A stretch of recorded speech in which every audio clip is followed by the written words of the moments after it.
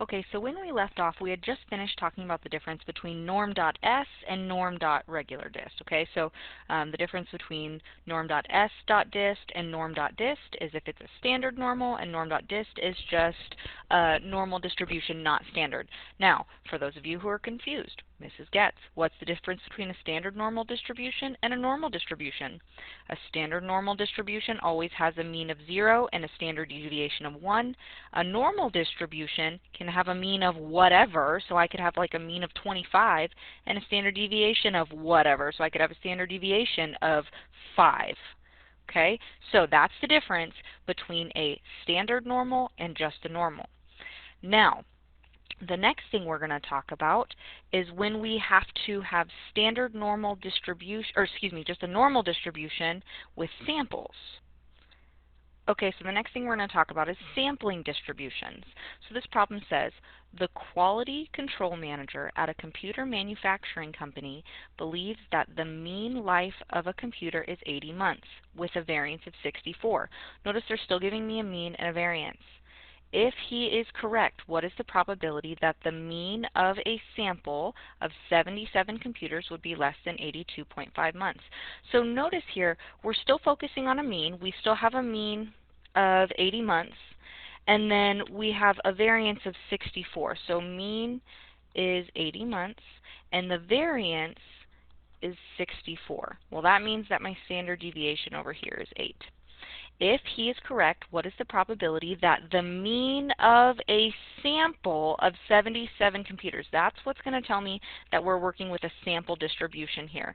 So if my sample size is 77 computers, what's the probability that the mean of a sample would be less than 82.59 months?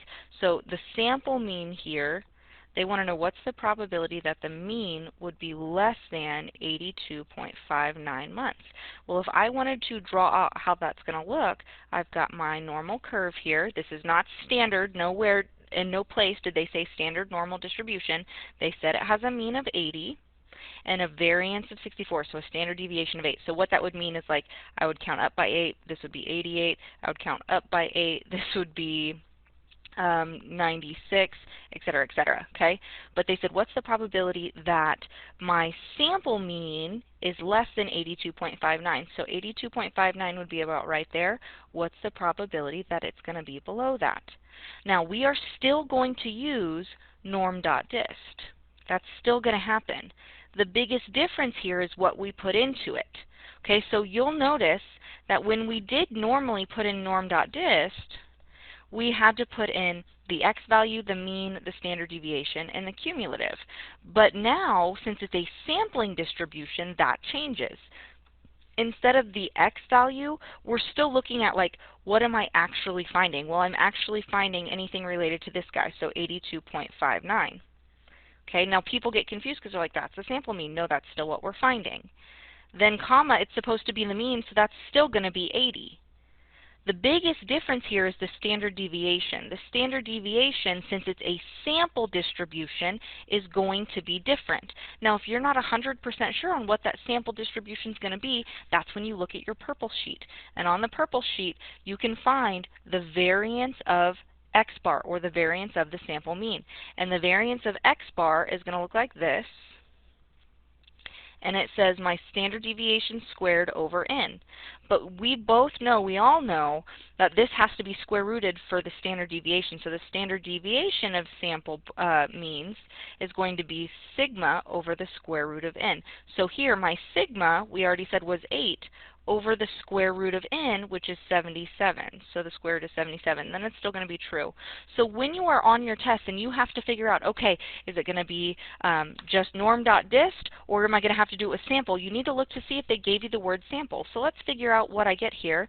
If I get norm.dist of, we said it needed to be less than 82.59, comma, my mean was 80, comma, and my standard deviation was 8 divided by the square root of my population, which is 77, and then finally true. Okay, so that's what we've got, exactly what we wrote down there, and we should get 0.9978. 0.9978 is my answer. Okay, so again, the big difference between what we're doing here and what we did previously, not the sample techniques, but what we did previously is the fact that they literally mention that there was a sample. So for these kind of things here, it says they're normally distributed with a mean and standard deviation, and nowhere does it mention a sample. That's how we know the difference of which standard deviation to use. All right, let's go to the next one. The mean number of words per minute read by 6th graders is 89. Well, I'm going to start writing this information down. The mean number of words per minute is 89, and it says it has a standard deviation of 16. If 66 6th graders, here's my sample, 66 6th graders are randomly selected, what is the probability that the sample mean would be greater than 92.25 words per minute? So again, they're choosing a sample. They're not saying of the whole population, just of the sample. That means I've got my normally distributed here with my mean of 89, my standard deviation of 16. They want to know what's the probability that it's less than 92.2, or sorry, greater than 92.25. Well, that's over here. So we're still going to use the equals norm.dist. And we're going to put all the information in just like normal. My x value is my sample mean, so 92.25. My mean is 89. But the standard deviation, because it says we have a sample, we have to be very careful with that standard deviation. It's going to be 16 over the square root of 66. If this was not a sample, if the problem said, here's the mean, here's the standard deviation, what's the probability of getting over 92.25, you wouldn't have to do that with the standard deviation. But because they gave us a sample, we have to be careful with the standard deviation. And then true. So the problem with this is going to give me what's to the left of it. I don't want what's to the left of it. I want what's to the right of it. So before we type in that norm.dist, we have to put in front of it 1 minus. So let's go type that in now. We're going to have equals 1 minus norm.dist of my x value, so 92.25, comma my mean, so 89, my standard deviation, which was 16 over the square root of 66, comma true. And that means I'm going to get 0.0495, 0.0495. 0.0495. What that is that's the area here. The probability that in that sample, their sample mean would be greater than 92.25. So 4.95%, not very likely. Okay, let's try it again. Suppose a batch of metal shafts produced in a manufacturing company have a variance of 9.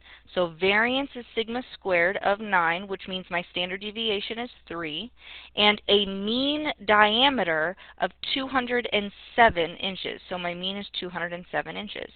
If 72 shafts, right there, that's my sample, are sampled at random from the batch, what's the probability that the mean diameter of the sample shafts would differ by less than 0.03 inches? So this one's going to be differ by less than 0.03. So if I wanted to sketch this out, here's my mean, right in the middle, we have 207, and we want it to differ by less than 0.03. So that means I'm going to add 0.03 and I'm going to subtract 0.03. Well, that's going to give me x values, or mean values, of 207.03, and if I subtract, that's going to be 206.97. Okay? So when we have something like this where they want in between, that's where you need to take the bigger value and subtract the smaller value. So we're going to go through that whole process of norm.dist. Okay, so we're going to go norm.dist of my bigger one, so 207.03, comma, my mean, 207, comma, my standard deviation of the means. This is not of the means. This is just my standard deviation. So 3 over the square root of 72, comma, true. Then we're going to subtract the same thing, norm.dist, of 206.97, the smaller guy, comma 207, comma 3 over radical 72, comma true. So go ahead and pause the video and type that into Excel and see what you get. Now if you'll notice here, here's my formula, here's what I put in, and you should get back 0.0676. 0.0676 is the area between these two. Thompson & Thompson is a steel bolts manufacturing company. Their current steel bolts have a mean diameter of 145 millimeters and a variance of 49. So that means we got a mean of 145 and a variance of 49, which means it's a standard deviation of 7. If a random sample of 34 steel bolts is selected, what's the probability that the sample mean would differ from the population mean by more than 2.6 millimeters? So this one's going to look a little bit different here. We're going to have my curve here with my mean of 145, but this one's going to be differ by more than 2.6. So if you guys will remember this, we've got to go greater than by 2.6, and we got to subtract 2.6. So that should give me 147.6, and minus 2 would be 143, minus 0.6 would be 142.4. So when it's greater than, I want this guy over here and this guy over here. Now hopefully what you guys will remember is these two are symmetric. So really you only need to find one of these areas. Usually it's easier to do the one to the left and then multiply it by 2. So what I'm going to do is I'm going to pause the video. I'm going to see if you can figure out the formula, and I'll have it written down here when we come back.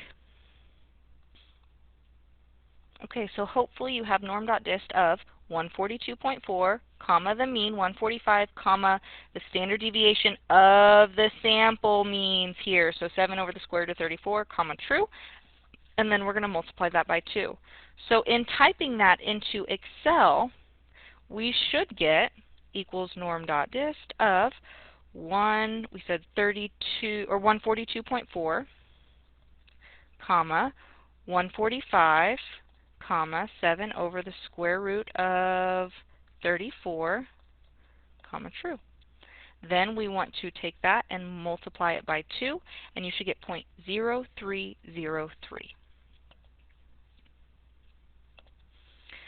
All right, suppose 58% of the students in a university are baseball players. If a sample of 681 students is selected, what is the probability that the sample proportion of baseball players will be greater than 55%?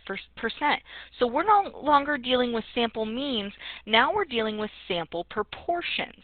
So this is still Chapter 9. So when you think of sample proportions, you know it's what we want over the total, but they already gave us the proportion. We need to now find the mean of the sample proportions. That's what we're working with, and the variance of the sample proportions. So let's talk this through here. We have, it says 58% of the students at the university that are baseball players. So that means my p-value here is 0.58. Okay? Then we have a sample of 681. What is the probability that the sample proportion of baseball players will be greater than 55%? So that would be p hat instead of x bar. So the sample proportion is going to be greater than 55%, so 0.55. So again, we can look at this as like a normal curve. It's not standard, but my population proportion is 58%, and I want to know greater than 0.55%. Or sorry, 0.55 or 55%. So again, this is still going to be norm.dist. The biggest difference here is like what we put in. So we're going to have equals norm.dist. Now, but this is to the right, so we're going to have 1 minus, if you didn't catch that. And the information that we're going to put in. The x value is still what we're focusing on, so the 0.55. Comma, then we want our population, so 0.58, comma, this is where things get messy. We want the standard deviation. The standard deviation is always going to change. So let's look at our purple sheet and find the variance of the sample proportion, And then we know to figure that out, we have to do the standard deviation of it. So the variance, or the square root of it, of the sample proportion is going to equal P times 1 minus P over N. Okay, P times 1 minus P over N. But we want the square root of that. So that's going to be the square root of P times 1 minus P all over N. Okay, so let's give that a shot. If we know that P is 0.58,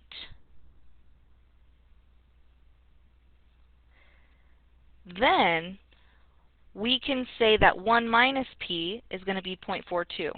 So this is going to be the square root of 0.58 times 0.42 over N, which is 681. Now again, we're still going to do comma true. That's going to be the same. Okay? But this is messy right here. I usually like to do this in another cell. So I'm going to come over here and I'm going to make a little cell for this, sigma sub p hat, and I'm going to type in equals, and then I'm going to say cell reference 0.58, or square root of 0.58 times 1 minus 0.58 over n. Okay? So let's type this in on our Excel. If I go to my Excel, I'm going to start with sigma sub p hat right here. And I know that my p-value, I should go ahead and put that down. P-value is, wow, 0.58. So I'm going to have the square root of this guy times, now I want 1 minus that guy, so I'm going to put it in parentheses, 1 minus that guy, close your parentheses, divided by my n value, which we said was 681. Okay, that is my sigma sub p hat. So now when I do the equals 1 minus norm dot dist, wow, norm dot dist, I want my x value, so 0.55, and then my population, 0.58, and then I want my standard deviation, and then I want true. And that's going to give me 0.9437.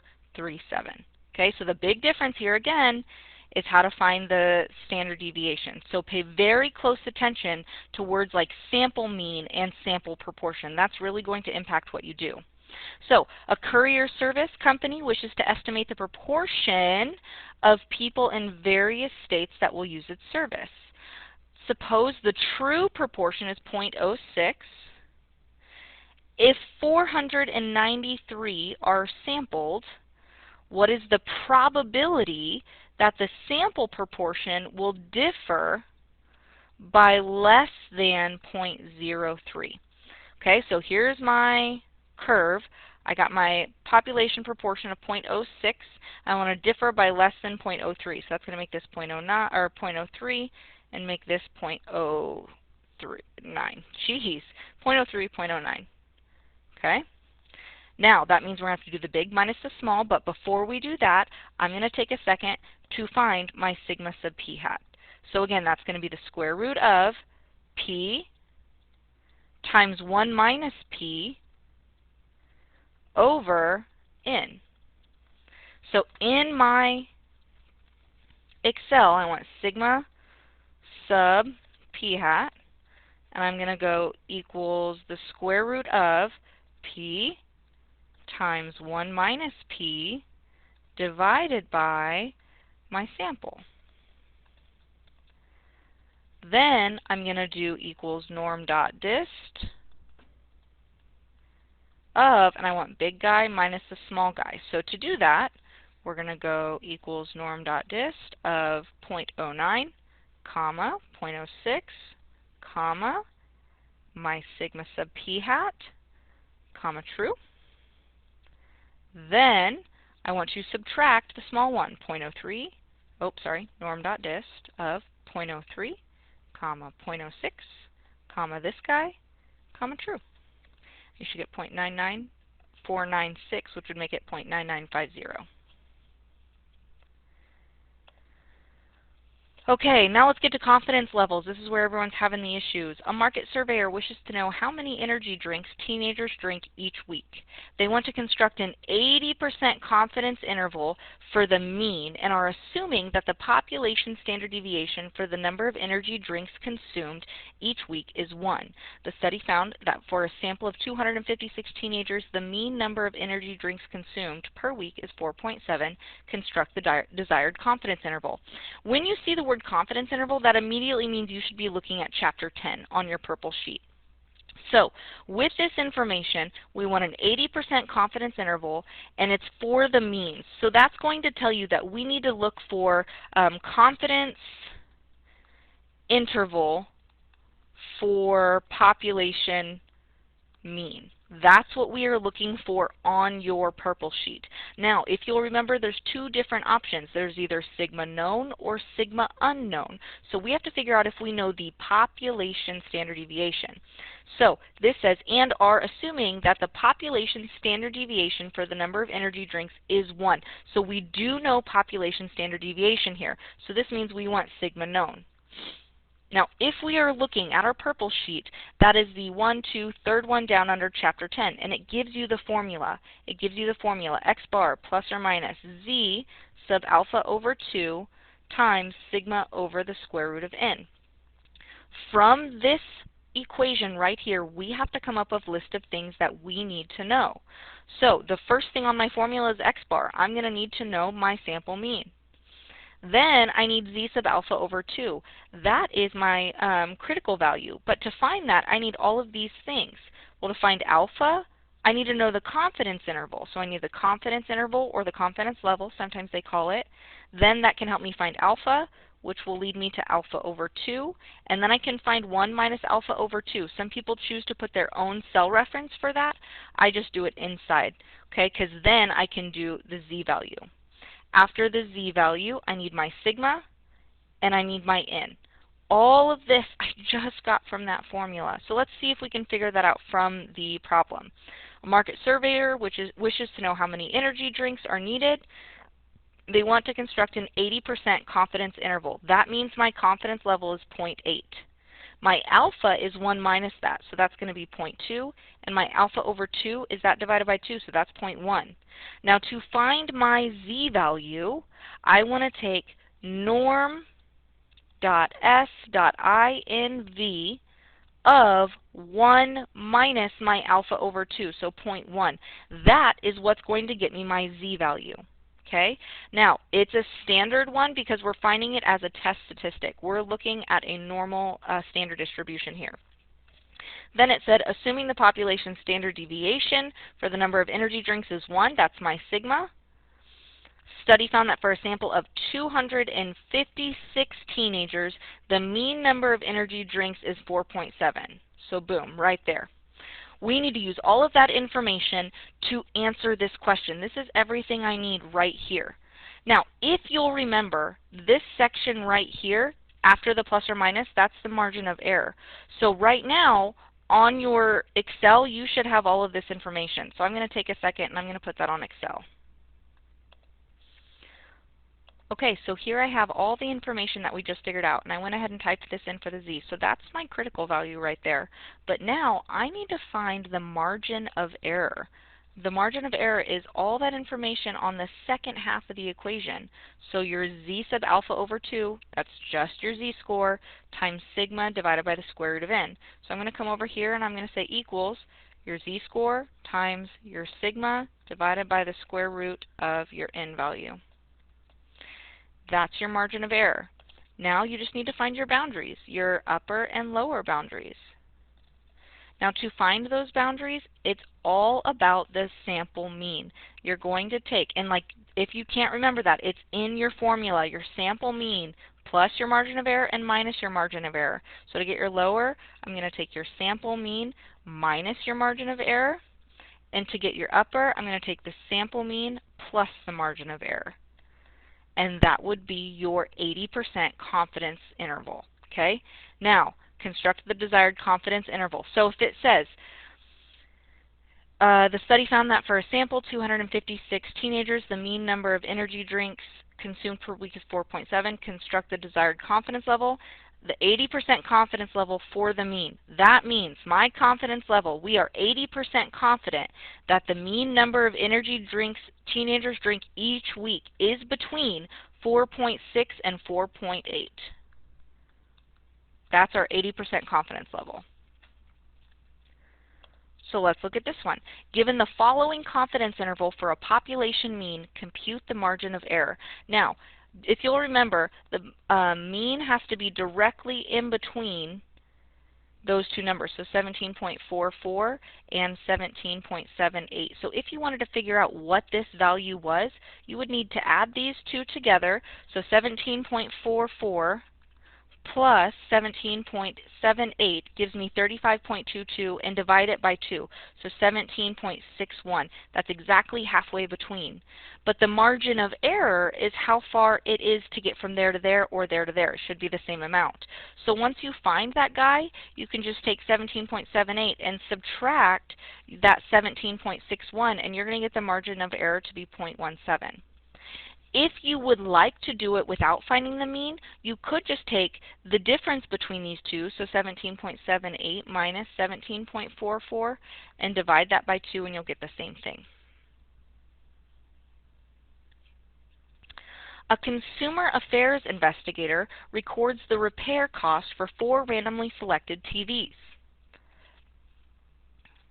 A sample mean of 54.41 and a standard deviation of 28.89 are subsequently computed. Determine the 90% confidence interval, right there, Chapter 10, for the mean, so that tells me we're confidence interval for population mean, repair cost for the TVs. Assume the population is approximately normal. So 90% confidence interval for the population mean. We just have to figure out if sigma is known or not. So here it says we have a sample mean of 54.41 and standard deviation of 28.89. Notice this is in the same sentence as this guy right here. These are both samples. So this is S. This is not sigma. It is S. We do not know the standard deviation of the population, which means we need to go to sigma unknown. That formula on your purple sheet is x bar plus or minus t sub alpha over 2 comma n minus 1, and then it's times s over the square root of n. Now this really freaks people out because they're like, Mrs. Getz, we've got commas in there and everything. No, this guy right here is just your t-value. They're reminding you about the degrees of freedom here. So let's write down everything we need. We know we're going to need x bar. We know just from this guy we're going to need my confidence level, which gives me alpha, alpha over 2, and then my n minus 1, which means I need my n value and I need my s value. Oh, and I also forgot my t value, I guess. That's pretty important. So t value, n value, s value. So I want you to take a minute, pause the video, find all that information. All right, you should get all of this information over here.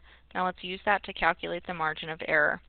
So the margin of error is going to equal your t-value times your s value divided by the square root of your n value. Okay, just like we did with the last problem. Now we just need to add or subtract it to my x bar for my lower and upper boundaries. So my lower boundaries is going to be x bar minus my margin of error, and my upper boundaries is going to be x bar plus my margin of error. And that is going to be, that's a pretty big margin of error. Like, that's a lot. Yeah, and I did do that right. Okay, so just be aware that, like, it's okay to have a large margin of error. So we are 90% confident, we are 90% confident that the average repair cost for TVs with would be in between $20 and $88. That's such a large range because look how small our sample size is. Sample size of 4 doesn't give me very accurate results. A fast food restaurant executive wishes to know how many fast food meals adults eat each week. They want to construct a 90% confidence interval with an error of no more than 0.06. So we know we're talking about Chapter 10. They give us an error. Let's keep reading. A consultant has informed them that a previous study has found the mean to be 3 fast food meals per week and the variance to be 1.69. what is the minimum sample size required to create the specified confidence interval? So that means we're going to be solving for n. So on your purple sheet that's at the very bottom, minimum sample size to select your mean. Now, we do know our sigma. They did tell me that it has a variance to be 1.69. So the one at the bottom of your page has a sigma, it says use S if sigma is not known. It's the same formula. They just said use the standard deviation that you're given. So based on that formula, we have n equals z sub alpha over 2 times your sigma, or S in this case, over your error squared. So from that information, let's figure out what we need to find. We need z sub alpha over 2, so that's going to be my critical level, my alpha over 2, and my z. Then I need my sigma, and I need my error. So let's go ahead and pause the video, find that information from the problem. Okay, taking a look at the values that I got, be really careful with your sigma because they gave me a variance, and I have to take the square root of it to get my standard deviation. Now I want to put that into my formula. My formula has to start with an open parenthesis, and then my z value times my standard deviation divided by my error, then squared. So my n here is going to equal open parenthesis z value times sigma divided by my error squared. But this is a sample size, so remember we always have to round up. So the minimum sample size that I need here is 1,271. All right. The State Education Commission wants to estimate the fraction of 10th grade students that have reading skills at or below 8th grade level. In an earlier study, the population proportion was estimated to be 0.22. How large a sample would be required in order to estimate the fraction of 10th graders reading at or below 8th grade level at the 99% confidence level with an error of at most 0.03. Round your answer up to the next integer. So this one is still a confidence level, but notice it's of the population proportion. So now we need to go find on our purple sheet confidence interval for the population proportion. And you'll notice that formula looks like this: p hat plus or minus z sub alpha over 2 times sigma sub p hat. And then it tells you, literally, sigma sub p hat is the square root of p times 1 minus p all over n, which we did on practice problems for Chapter 9. So here's what I'm going to do. Oh, sorry, this is a sample. Dang, how large a sample would be required? Okay, so I'm using the wrong formula. Y'all are probably losing your minds today, but that's okay. We're going to be fine. So the sample size, minimum sample size here looks like this. N equals z sub alpha over 2 squared, look at that squared, be careful, times p times 1 minus p divided by my error squared. So what I want you to do is pause the video, make your list of things that you need from this formula, and then come back and we'll go over it. Okay, hopefully you noticed that you needed your z sub alpha over 2, so that's your critical value, your alpha over 2, then your z value from that. Then we also need my p value, which leads me to my 1 minus p value, and then finally your error. So from this information, we know the critical level, the confidence level is going to be 0.99, which means that my alpha is going to be 0.01, which means that my alpha over 2 is 0.005, and my z value is going to be norm.s.inv of 1 minus 0.005. Then my p-value is the population proportion, and they said right here it's 0.22, so 1 minus that would be 0.78, and my error is at most 0.03. So taking that over to Excel, let's put this into the formula. Okay, so I have all my information here in Excel. Let's put it into the formula. So my formula, my formula looks like this. My z sub alpha over 2 squared, so that's going to be equals my z-score squared, then it was times p times 1 minus p divided by my error squared. And there we have it. So your minimum sample size would be 1266. Okay, last one. FBI wants to determine the effectiveness of their 10 most wanted list. To do so, they need to find out the fraction of people, fraction should tell us that it's a proportion, who appear on the list and are caught. Suppose a sample of 782 suspected criminals is drawn. Of these people, 234 were captured. Using the data, construct a 98% confidence interval for the population proportion of people who are captured after appearing on the 10 most wanted list. They're straight up telling us, confidence interval, chapter 10, for population proportion. So here's my formula. P hat plus or minus z sub alpha over 2 times sigma sub p hat, where sigma sub p hat equals the square root of p times 1 minus p over my n value. So pause the video, make your list of values. Okay, here's where I'm at. I was able to find my critical, or my confidence level, which helped me find my critical value and my sample size. I'm struggling with p and 1 minus p though. They did not tell me what the proportion of people who were actually caught were, but they did tell me out of this sample of 782, 234 were captured. So I can make my own proportion here. So that's going to equal 234 out of 782. That's my p-value. My 1 minus p-value is just going to have to be 1 minus that.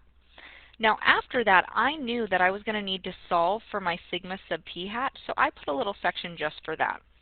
And per our purple sheet, that's going to equal the square root of p times 1 minus p divided by n.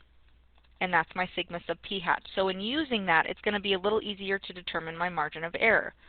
So my margin of error is the second portion of that equation. That's just going to equal my z value times my sigma sub p hat. That's my margin of error. Okay? Then finally I want my lower and my upper. So I want my p-value, because this is not sample means we're talking about, this is proportion, so we're focusing on the p-value, minus my margin of error, and then here I want my p-value plus the margin of error. So per this problem, we are 98% confident that the population of people who are captured after appearing on the top 10 most wanted list is between 26.1% and 33.7%.